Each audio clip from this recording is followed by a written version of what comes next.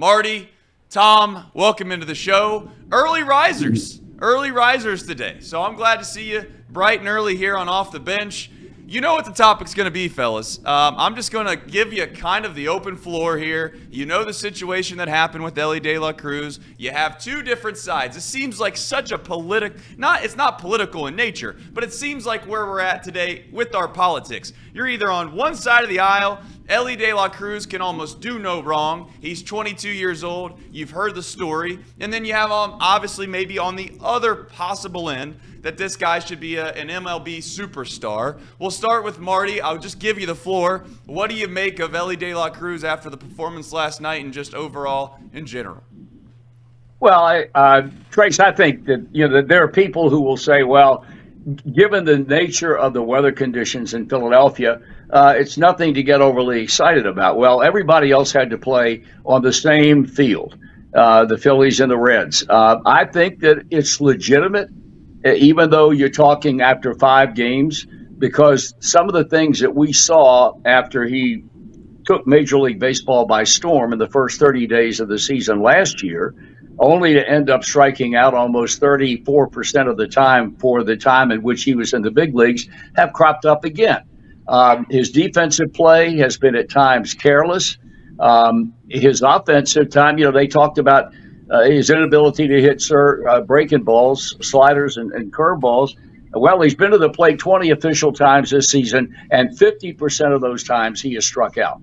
I understand, because of this kid's natural talent, the desire for him to improve to the point where this organization doesn't have to answer questions about him, because he is such an exciting player to watch. I think the one thing he's got working in his favor, unfortunately, are the suspension of the Marte kid and then the Arroyo kid injuring himself, shoulder, elbow, whatever it was, and he's out for the rest of the year. They don't have anybody else. So whereas they might have been quick to pull the trigger in trying to determine how they go about fixing him, now they really have no choice but to continue running him out there at shortstop with Matt McClain still out. So I think he's going to have plenty of time to work on the things that he desperately needs to improve upon to be a good player. But if he's going to continue to play defensively the way he has, along with his inability to hit somewhat better than what he hit last year, then I think people have to realize that this kid is going to be criticized heavily until we see some improvement. All right. Tom? Look, the general manager, Nick Krall, made this very clear even before spring training started. He said, look, these young players, yes, it's a concern. How will they be in their second year after, by and large, every one of them having very impressive first years? Yes, they had their ups and downs, and yes, they had their slumps and highs and lows. But, I mean, collectively and individually, it's a very impressive, talented group. But Nick Krall said that because we have so much depth, and as my dad pointed out, that's changed now because of suspensions or injuries. But he said there will be guys that end up in the minor leagues, and most fans are going to be saying, you got to be kidding me. Look, I never bought the hype, and I never buy the hype of anybody. My dad and I were talking about this topic the other day as it relates to the kid who's a wide receiver at Ohio State that everybody's talking about, as the next coming of Marvin Harrison Jr., and he hadn't even played the game yet, Jeremiah Smith. And, you got to go out and prove it. And so De La Cruz is in a situation where he's still very young. He's very raw. I just think we need to take a deep breath. The flashy stuff, that's unfortunately the nature of the way a lot of kids are coming up into the big leagues. Can I be on ESPN play of the day? And can I, instead of planting my feet and throwing the ball like you see McClain do, can I just do it off my off foot and sling it over there, and then it ends up in right field? So I would just take a deep breath. He had a bad game. He's not been off to a good start in the field or at the plate, but let's just ride it out a little bit. Marty, you made mention yesterday that you didn't believe in the idea of perhaps learning on the job or learning at the big league level. Could you kind of expand upon that and what you mean by those that may suggest that it's okay for Elly to kind of get his feet wet and continue to learn because he's only 22-year-old playing Major League shortstop on a day-in, day-out basis? Well, I mean, Trace, if they're talking, and I want to make sure people understand. When I talk about learning at the big league level, I'm talking about the thing that I will accept is okay. You're in the big leagues now. Dusty Baker used to say, these kids are now playing with a second deck on the ballpark. A great way to put it for a man who is one of the neatest guys I've ever known. That part I'll buy. Learn the way big leaguers carry themselves. Learn the way you conduct yourself in the public eye as a major leaguer. But I do not agree that, okay, now he's in the big leagues. Now we're going to teach him how to play the position. Or now that kind of stuff should be done in the minor leagues. Once again, I point up gladly the fact that I'm bearing down on 82 years old now. And back in the day, I hate to do this, but this is the way it should be anyway right now. By the time you get to the big leagues, you should be so ingrained with the way you comport yourself at your position that you don't need to be taught that. That should be taught in the minor leagues. When I hear people say, well, he's going to learn how to play this position, I'll buy that if it's a change in positions, and you do that starting in spring training. That's not enough time, but at least they're getting you ready to play when it counts. So I don't put any stock in he's got to learn the position. We accept his mistakes. He doesn't need to learn the position as shortstop. He's played there a lot. He knows what it takes. Tom made the great point. He made a bad throw last night on a guy that was not running hard, is incapable of any degree of speed going to first base, which should have been a routine out because he had all the time in the world to plant his feet and throw, and that guy's out by 10 steps. He had to make a flashy throw, sideline off his back foot, and he almost threw the ball into the seats behind first base. I don't buy that part of it. I think you learn the nuances of your position, and you learn that when you start out in rookie ball and then go to A and Double A and Triple A. If you stop all the spots along the way, if you don't know how to do it by then you're not ready to play in the major leagues. Tom, similar situation. You obviously brought up Matt McLain. I think that if Matt McLain were to be healthy, I prefer your opinion or get your take on this. Many might suggest that Elly needs time to what Marty disagrees with to be able to get his feet wet in the big leagues, and over time, based off of his skill set, his traits, everything that he's able to do, he will ultimately be the better shortstop out of all of the young core that have come up between Noelvi Marte, Matt McLain. Now, obviously, Arroyo still a little bit of a ways, but he's not really been brought up a ton yet because he only played at A-ball in Dayton last year, so he's not really been on the radar. To be fair, though, Arroyo is not as far behind maybe as he once thought to be because of the spring that he had and way he looks. But to be fair, how much time do you think Elly has at the shortstop position to quote unquote, I guess, figure it out? Well, let me just back up for 1 second. It's a good question, Trace, but I back up 1 second because nobody's more guilty of this than me. I love the guys, and I used to say it when I was doing it all the time. I love the idea when teams try to find guys that are versatile. And back, in when I was still doing games regularly, probably the best example of that could have been either Ben Zobrist or Chris Bryant for a slugger kind of a player, right? I mean, they play him in left field, they play him at third, they play him at first, they play him in right. They move him all over the place. And I love it. I think it's great, and I think teams ought to do it. The flip side, however, is, let's face it, last year De La Cruz was switching back and forth all the time, shortstop to third base, shortstop to third base. He was doing a lot of that last year. I felt like the Reds should have had him doing some of the outfield stuff this year because for me, ultimately, that's where he's going to play. When all is said and done, I think he's going to be an outfielder. He reminds me, as far as skill set wise, so much of a young Vladimir Guerrero, although he's faster than Guerrero. I think you put him in a less demanding position because you will have ultimately other guys. You have guys right now, if McLain comes back, they could play shortstop. It's tough for a guy when you're asking him. And look, we've seen this with the Reds on other players. They did this with Senzel, where they moved him around a lot, and I thought they did it. They kept changing his positions. They've done it with India. It's a damned if you do, damned if you don't. Do you want a guy to play one position all the time and just leave him there and never think about it? And it doesn't matter who we got coming up in the minor leagues. This is our guy. Or do you want to ask him to do a bunch of things? But if you do that, you're going to have to live with the possibility that he might make some mistakes in the field. Marty, you got a chance to watch Barry Larkin's career pretty much in full.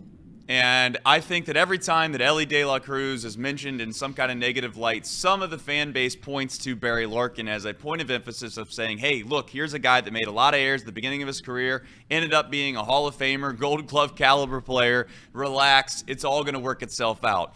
The truth probably lies somewhere in the middle of that. Do you take anything away for a guy that got to see Barry Larkin play a lot of baseball? What was it about him that either changed? Did you see it from the beginning? Do you think that's a fair comparison? Your overall thoughts on people that want to use that as a point of reference when it comes to Elly De La Cruz? Well, you may be right, but I don't have any recollection that when Larkin was installed as a shortstop on a regular basis, he made a lot of errors early. I don't remember that. I remember a very smooth, intellectually bright guy who was more than ready to play in the big leagues. In fact, it came down to when that whole group came together, and it was Larkin and Stillwell and O'Neill and Tracy Jones, Cal Daniels. It was a great group of young, talented players, much like this club has today. And they had to make a decision. Is it going to be Stillwell at shortstop, or is it going to be Larkin? And the decision was made, as it turned out to be the correct decision. It was Barry Larkin. And so I don't recollect him making a lot of errors once he got into the lineup on a daily basis. Maybe I'm wrong. My mind doesn't work like it used to. Is it a fair comparison? I think if you're arguing to the point where he should have learned all these nuances at that position before he got to the big leagues, I would say that's a fair assessment. That's a fair comparison, because Barry pretty much played shortstop the whole time and coming up in the Red system out of the University of Michigan. But aside from that, probably an unfair comparison, because, Barry came up and Barry pretty much did it all from the get-go. I mean, he could hit, he could steal bases, he could play the position. He did not struggle the way this young man is struggling right now. Yeah, I think that maybe Barry's bat probably could have overshadowed some of the inefficiencies he had on the defensive side. For those that are wondering, just looking it up, in 1988, at the age of 24 years old, Barry did have 29 errors, and that was good for a 960 fielding percentage. Yeah. He was, of all things, he was an all-star, a silver slugger. So again, if Elly De La Cruz, let's face it, if Elly De La Cruz was hitting the cover off the baseball, stealing bases all over the place, I'm sure the fan base probably, I would be willing to guess, would give him a pass on some of these errors. The issue lies is when you have 40% or 35% strikeout rate, and you're not doing a very good job at the plate, you're not stealing as many bases as maybe some would suspect, and then all of a sudden you then couple that with the fact that you have fielding errors, it probably snowballs into what we have now. All right, jumping off of Elly De La Cruz. This was a question I'll have for both of you. Do you think that genuinely this Reds team has as much depth as once perceived? Clearly, there's been injuries, there's been things that have happened, but I wonder, you had mentioned, Marty, hey, there's not really anywhere else they can turn right now. How many positions on the diamond do you think that you would actually feel comfortable with at this very moment to be able to say, hey, if something were to go wrong at this position, we actually have a certifiable solution as a backup? Tom? I'm sitting here racking my brain. I'm going position by position, Trace. I mean, it's just staggering to me, and it's unfortunate, whether it's suspensions or injuries. It's just amazing how the Reds have gone from this depth and this plethora of young, talented players, primarily a lot of infielders, and it surprised everybody when they signed Candelario for that reason. I'm sitting here racking my brain thinking about, I know they like some of their young outfielders, strangely enough, now, because all these young infielders are already in the big leagues.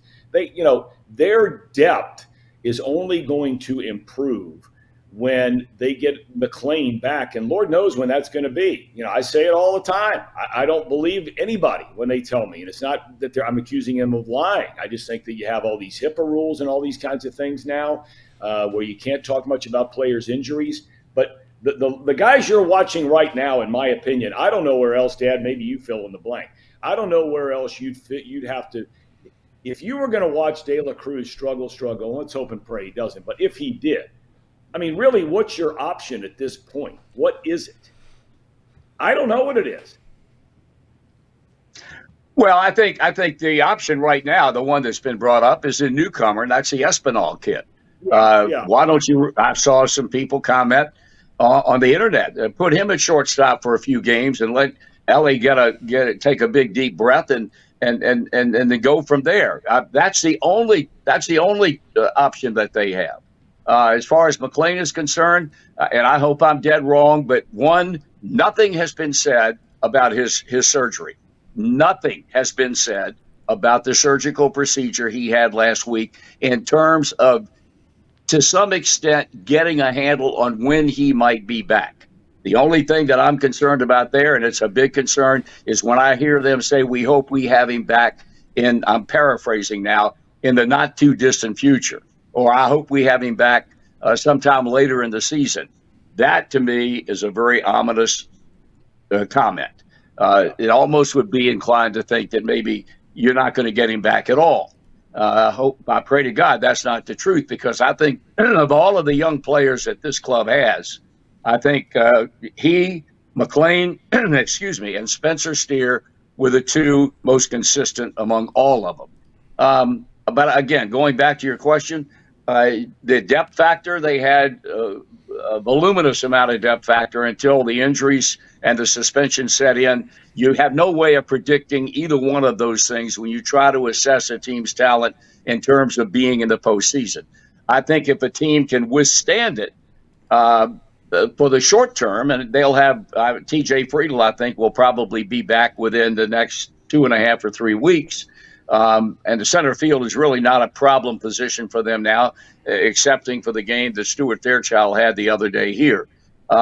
So I don't know. Like I said, I think what works in De La Cruz's favor is the fact that they don't have another option. And I think they're just going to have to live with his shortcomings in the hope that they see improvement to the point where this kid becomes the talent that everyone feels he will be on a big league ball field. All right, final serious, maybe semi-serious question here before we turn the reins over to Elliot. And you know what, Elliot, maybe he has some serious comments today, because he walked in the office, he was ready to go, man. I tell you what, Elliot, Elliot's pretty fired up about Elly De La Cruz and the whole situation. But I guess my final question would be, am I overreacting in the sense that maybe this isn't the way to go about managing anymore? But I have a hard time believing, and again, this is just me, this is hearsay, so I got to rely on you guys. The Sparky Andersons of the day, the Lou Pinellas of the day. If you have a guy that makes a play and he makes an error, so be it. But then the very next inning, you have a situation where you make what I would call a pretty lackadaisical, careless pass at a ball to try to flip the ball to second base, and maybe it's a lack of a baseball IQ as much as it is of a not caring. I'm not here to suggest that Elly De La Cruz doesn't care. But at what point do you have a little bit of a tough love and you just pull a guy from a game? Is that gone in a way? Am I making too much of that? Because last night, if he's not going to pull him in that situation, I don't think he'll ever get pulled. I'm just wondering, am I being overly critical just by asking, hey, Espinal, go out there for a couple innings? Look, the day and age of the Pinellas and the Bobby Coxes and some of the guys like that, long gone. I mean, society, has just changed so much. I would be stunned if there's a manager in the big leagues that would say what Bobby Cox did with Andrew Jones, where he screws up a couple of balls in center field, looks like he didn't go hard after one, and jerks him right off the field in the middle of the game and replaces him like you were suggesting there with Espinal. Now, maybe you'll see it a half inning later. We didn't see it last night. I think there are a couple little things going on with David Bell right now that are going to be interesting to watch how they play out. This situation that you're talking about, and the situation that really bothered me, and my dad and I talked about this at his house for dinner 2 nights ago, is the situation where after the game where they screwed up the plays in the field, Encarnacion Strand and Fairchild both ducked the media. Well, the next day when Encarnacion Strand hits a home run to win the game, he didn't duck the media then. Now, look, if these guys don't want to do interviews, it is well within their rights. But that's part of being, as my dad alluded to earlier, there's a part that you have to go along with, whether you like it or not, of being a big leaguer. And when you have bad plays and when you do things that you wish you didn't do out on the field, or wish it didn't happen on the field, you got to own up to it and look people straight in the eye and just said, because that's also good for your teammates. It's not what it means to the fans. Your teammates are watching that stuff. And so I think there's a even though we're 5 games in and they're 3-2 and they're playing pretty good, I think there are just a couple of things sort of simmering there now that I'd be interested to know, and I never will know, how David Bell addresses these things. All right. You have a fun question. Can you lighten the mood here a little bit, Elliot, or not today? I don't know if I can lighten the mood today. I can try to lighten the mood, but at the end of the day, I have to be somewhat serious because I did come in hot this morning. I was a little upset. I look around this roster, fellas, and I really don't put too much stock into defense in Major League Baseball. I've really never done it. I think it comes to a point where if you're able to do the fundamentals, that really gets you through a majority of the season without too many runs scored against you on defensive mistakes. Saying that, if you're the best of the best, defense makes a big difference because it keeps you in ball games, it shortens innings. If you're the worst of the worst, that's when you really start to notice it. And the Reds, unfortunately, are the worst of the worst in Major League Baseball when it comes to defense, and I don't understand it. I don't understand how you field a roster and you look around all 9 positions, you look all around the field, and like 7 of them can't play defense at a premium level. And I wonder how that happens. Why is it that guys are getting to the major league level and are unable to produce, I'm going to say, above average defense right now? Why is that? Well, Elliot, that's a good question, and I think going back to what I said earlier, if you're not getting the proper instruction about how to play your position, and I'm not casting disparaging comments about the Reds organization. I'm just saying what I see, and you just expanded upon it in talking about the fact that right now it's the worst defensive team in this league, maybe in Major League Baseball. I don't know. I think that'll be short term. But I don't know how to answer that question because I guarantee you Nick Kroll will go to war and say these kids are being instructed in the proper way at each level of the farm system, and that this is just a defensive slump that people are going through, and everything will straighten out in time. I understand perfectly what you're saying, and short of what I just stated, I don't know that I have a better answer than that. I just know what I see, and a lot of the things that and I hate to single out Stuart Fairchild. He makes the play in center field, allows a ball to fall, a ball that should have been his ball to play all the way because the center fielder takes charge. And then with a runner at third base, he catches a ball in shallow center, nonchalantly flips it back into the second baseman while the guy tags at third and comes home. Those things should not happen in a high school game. No. And so, I'm not singling out. I'm just telling you two glaring mistakes made by Fairchild the other day at home.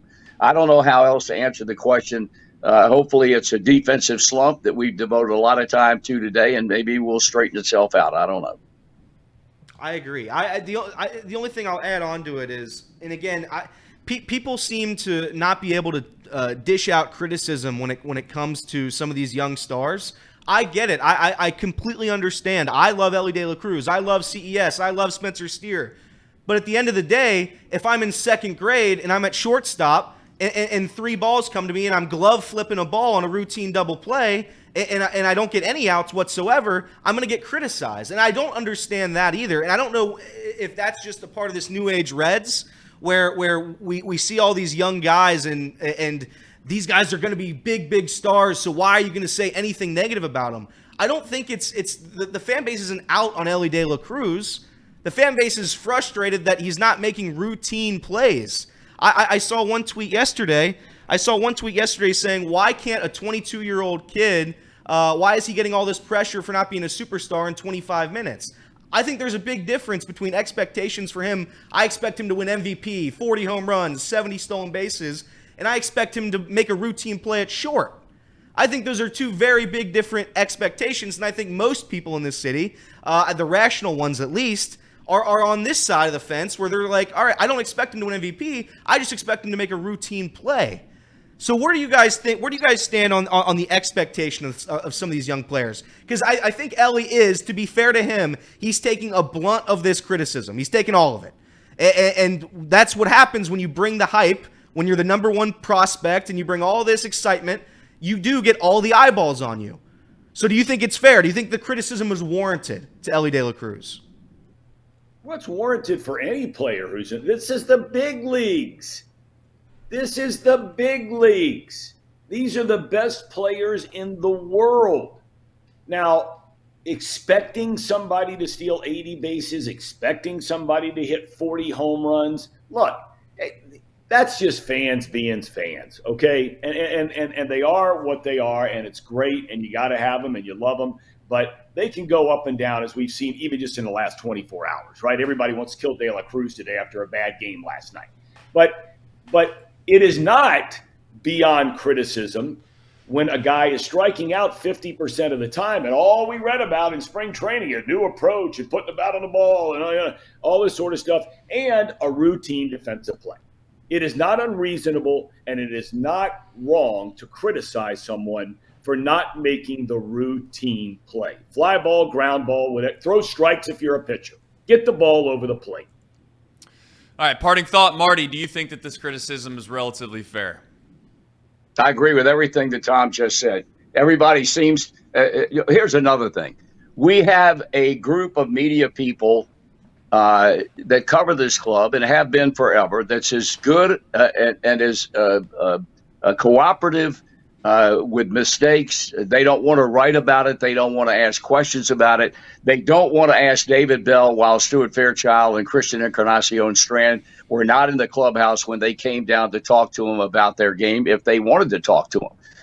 And David Bell is a very private manager. If he had a conversation with them, he's not going to announce that publicly. Dusty was the same way, although Dusty would be asked a question, and I don't think David was ever asked why weren't they in the clubhouse after the game. Dusty would say, we've talked to these young men, and that won't happen again, and that'll be the end of it. I think, like Tom said, the criticism is valid if you're not making the routine plays. I think that's cut and dried, and I'm not interested in your showmanship on a scale of 1 to 10 and how you fan marvels at a play that whoever we're talking about makes it look difficult or is a spectacular delivery to first base when it could have been done with a higher degree of efficiency if he just taken his time, planted his feet, and made the throw. I think that a lot of the hype that surrounds Elly De La Cruz has been projected by the media, by the ball club. And so if you're going to pin a blame on somebody for expecting too much out of the kid that we've talked about today, then I think a lot of people have to suffer the blame for that. The ball club, the media, himself making spectacular plays, some warranted, some unwarranted. It's a combination of things that you're not going to see go away. But as Tom said, you got to make the routine play in the major leagues. All right, gentlemen. Fun discussion. Hopefully next week there's something maybe a little more positive to discuss. But I think Trace. They're 3-2. That's right. I mean, everybody talked about a good start, and with all the injuries and everything, we're not looking at 3-22 from 2 years ago now. We're not looking at 7-19 here. They're 3-2 the last time. So everybody just take a deep breath. That's right. Okay. Relax. I agree with that. Who knew the Brenna-Men were going to come in here and tell us to relax? Right, baby. That's one hell of a start to a Wednesday here on That's right. Bench. Thank you, gentlemen. I appreciate you coming on as always. We'll see you next week. Enjoy your pal. Try to stay warm, guys. It's not this weather's not the best around here. Good. Thanks, Trace. See ya. Thank you, guys.